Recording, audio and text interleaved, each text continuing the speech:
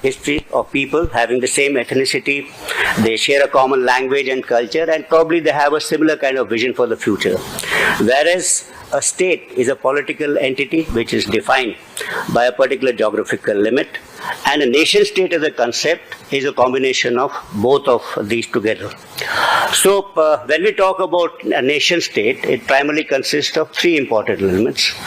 What is the territory of that particular nation state, the people who reside in the nation state, and the ideology of that particular nation state. And when we evolved from these kingdoms to nation states, which are modern constructs, we brought in this concept of borders, and a border is more defined accurately than a frontier, and it's a piece of territory whereas nations exercises extreme or sovereignty. Like other nations, Indian states were also used to this concept of frontiers, and it was because the British came here, then they started this, they wanted to have a firm borders over here also. And in fact, again, I'll quote Curzon, who said that in Asiatic countries, it would be true to say that demarcation had never taken place except under European pressures and by the intervention of European agents. So border is a kind of an geographic boundary between political entities or legal jurisdictions, such as governments, sovereign states, and established through agreements between them. States agree upon and administrative boundaries that, and then appears on maps, and then is finally demarcated on grounds. So borders are kind of legal constructs that require documentation, negotiations, and recognition. So to differentiate between what is a frontier and a border, and how a border has evolved from a frontier, let me try and kind of summarize whatever I've said. That border is identified by a line on a particular map as well as on the ground, whereas frontier is an area or a zone which is diffused and generic in nature. In Hindi, it would be something like, a frontier is like Simant, that is a Viksit Kshetra or a zone, whereas border is a Sima, is a particular line. A border is a concept that separates two nation states, whereas a frontier is a meeting point of two civilizations. Borders define political and legal limits of a nation. A frontier may be based on political, cultural, or maybe a political or cultural frontier. Borders being political entities are well guarded, they are well defended, whereas frontiers, because of the ruggedness which I said, may not be well guarded. Lastly, a border is agreed to between two nation states through formal documentation.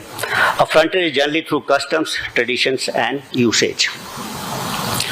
When we evolved from the concept of frontiers to borders, obviously the British also invoked three more terms to identify a particular border, that were delimitation, delineation, and demarcation.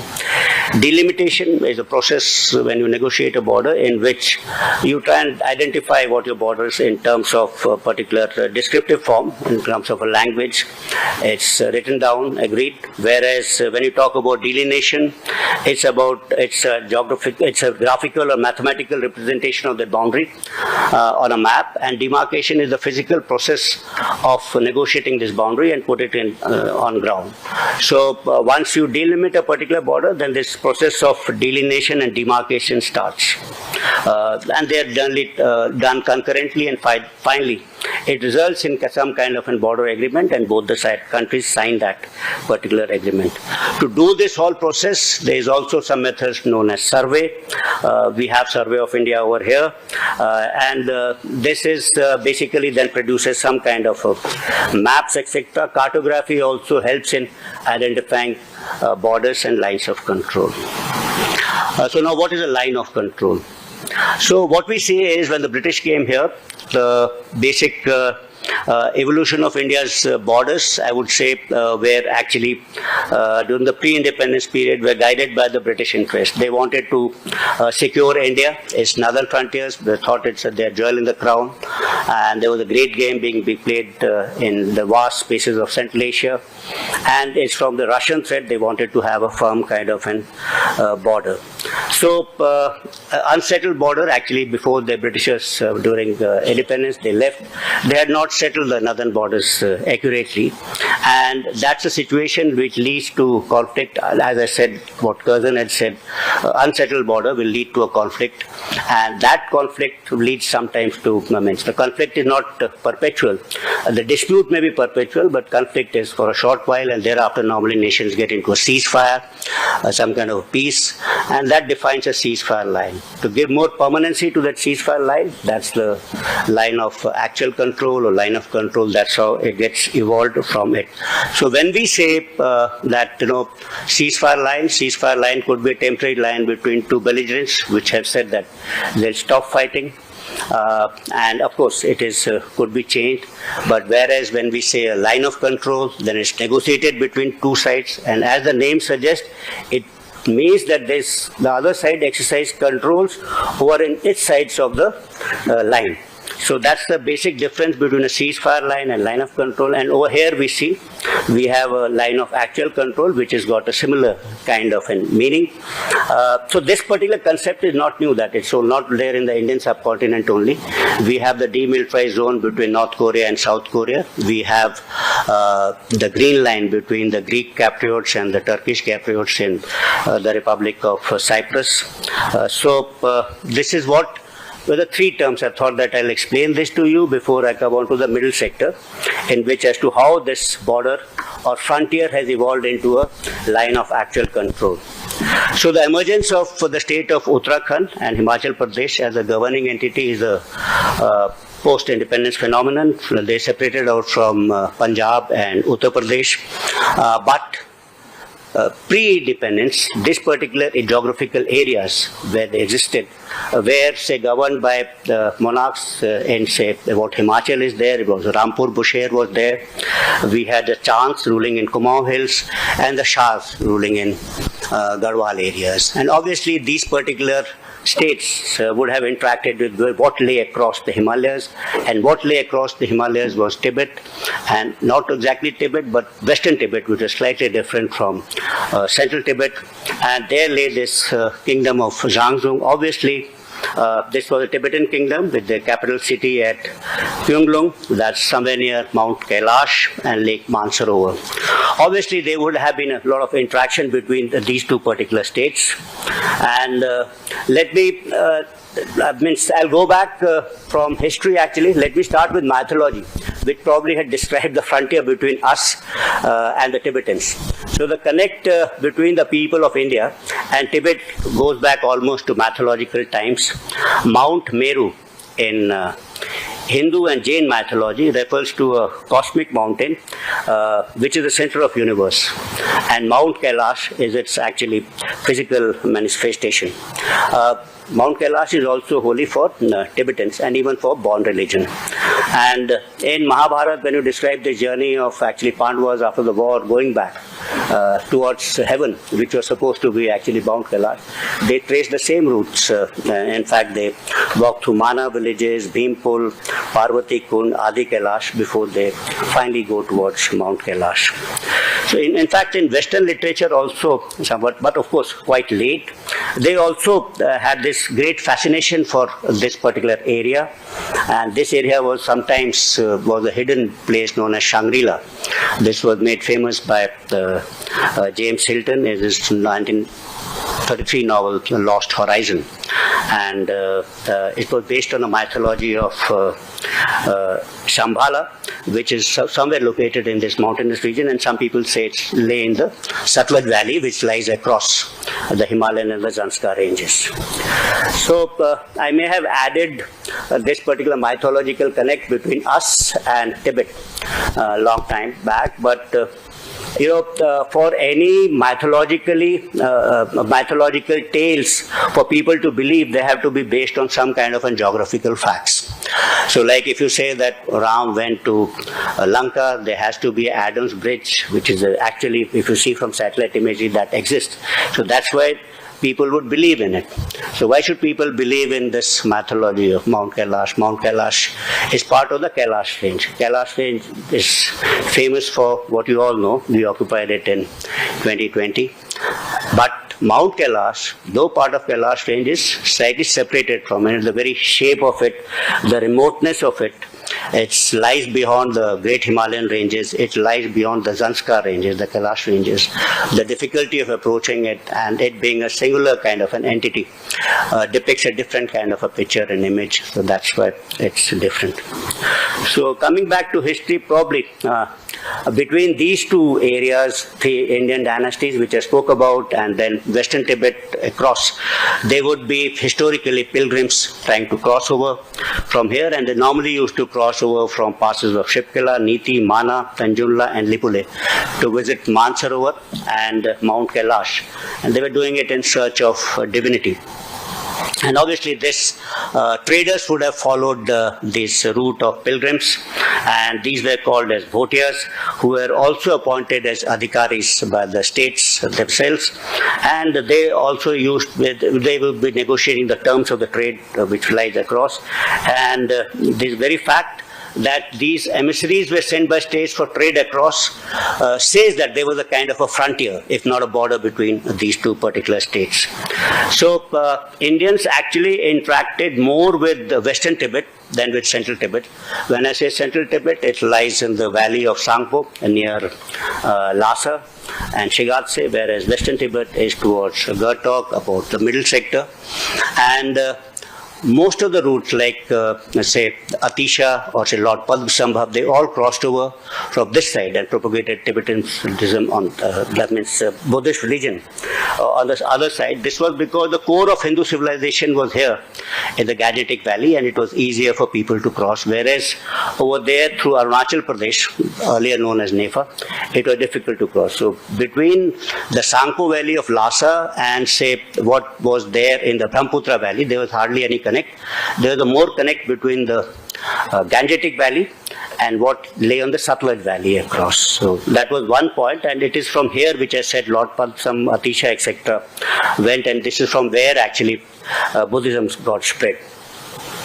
So these frequent interactions and movement of pilgrims and traders resulted in some kind of sovereign enclaves being maintained in Tibet.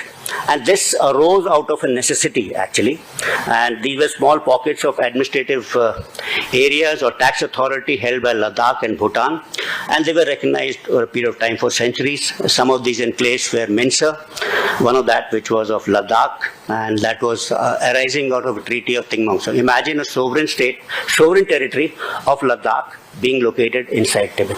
And similarly, Bhutan had a number of such enclaves, Thofu, Janghe, Chakep, Kocha, Tharchen, Dharfuzung. These are all small little enclaves in and around Mansarovar, maintained by Bhutanese.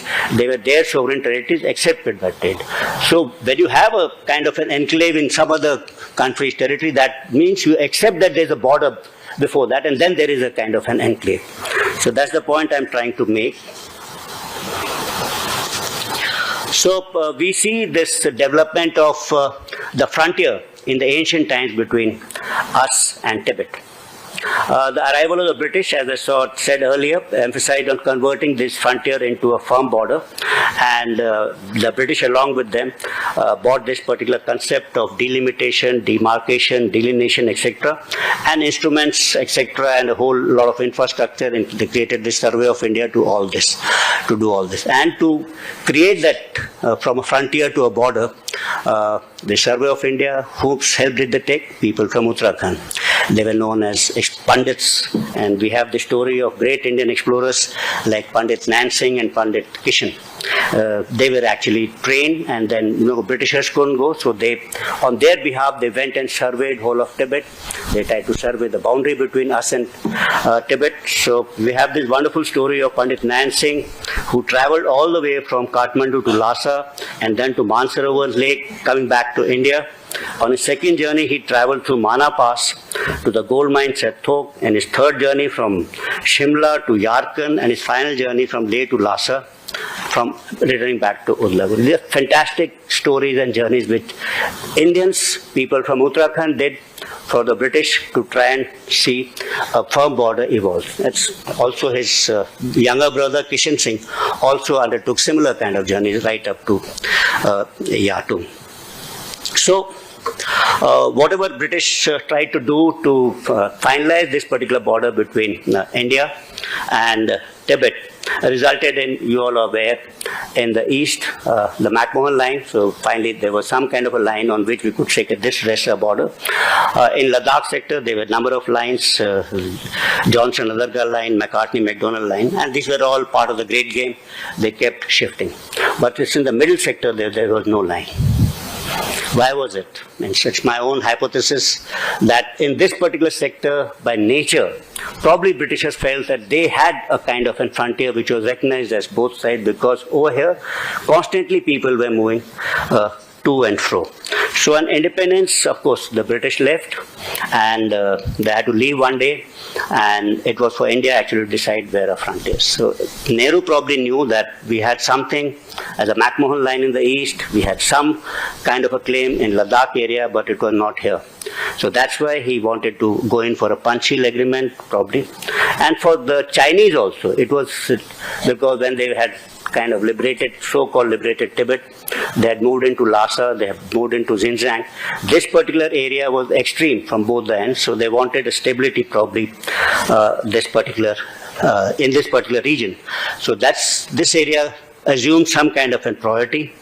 So independent India was keen to build good relationship with China, and once it gets independence in 1940, China, once it was independent in 1949, it pursued neither its claims for enclaves and gave up the special privileges which had inherited from the British. I forgot to mention that British also, after the Young Husband expedition, because of this great game which was taking place, did inherit some privileges like keeping of armed escorts and trade agents, and in the middle sector they were at Ghatok. So once Tibet was occupied by China, so we gave up those privileges. We recognized China as for its permanent seat in United Nations, and this Himalayan buffer which was there between us and Tibet, that evaporated, and that would convert into a border. In 1954, India recognized Tibet as part of China.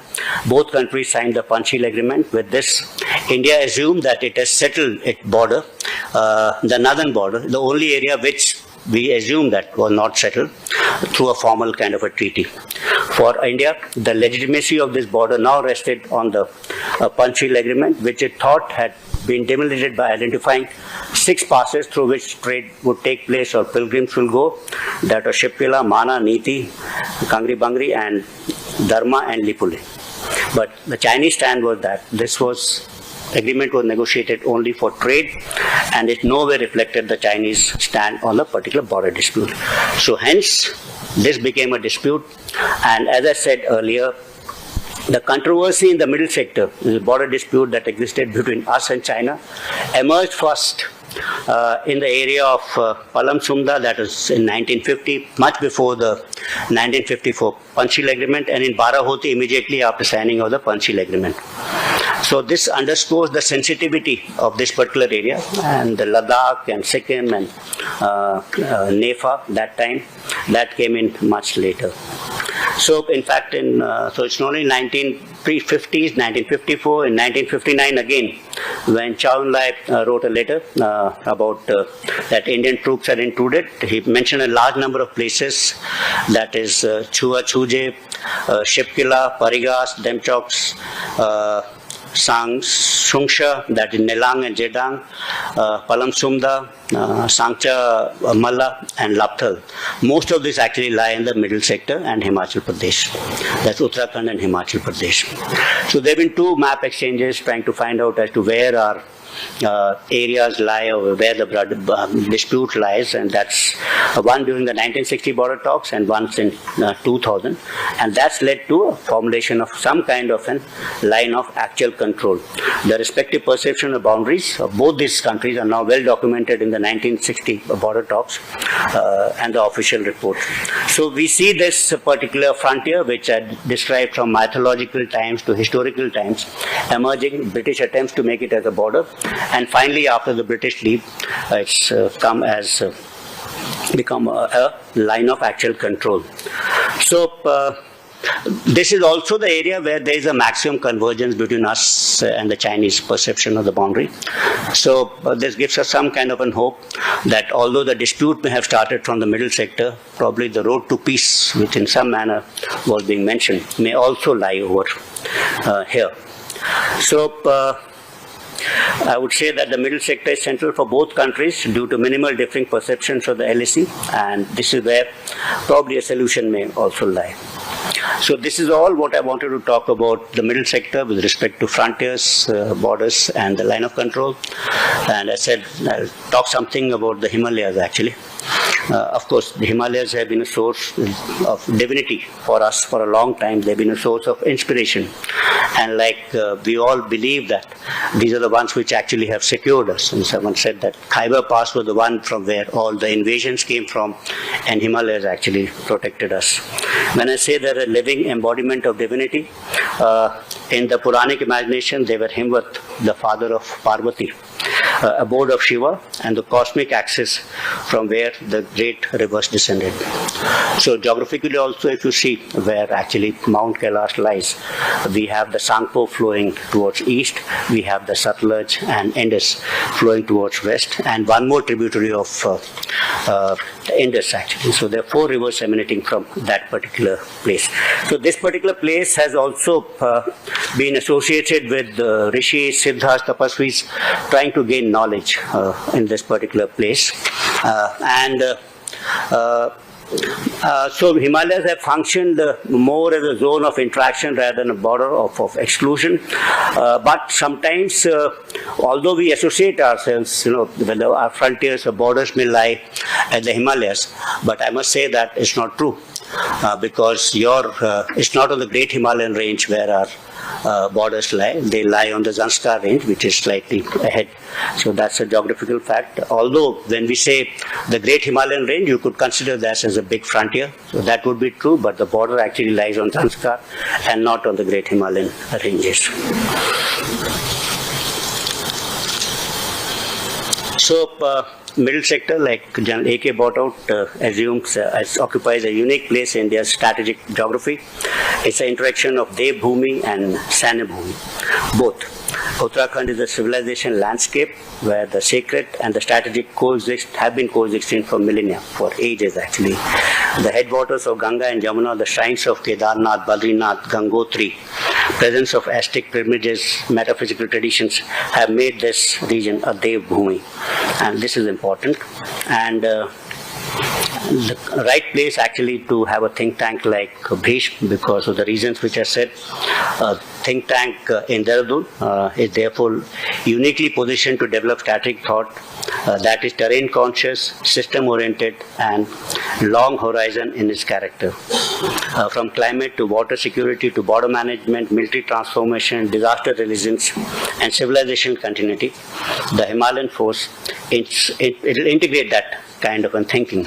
And not only integrate that thinking, probably the thought process from here will permeate down below to the rest of the country. And over here, I'm not very good at Sanskrit, as good as AK, but I'm trying to read out something.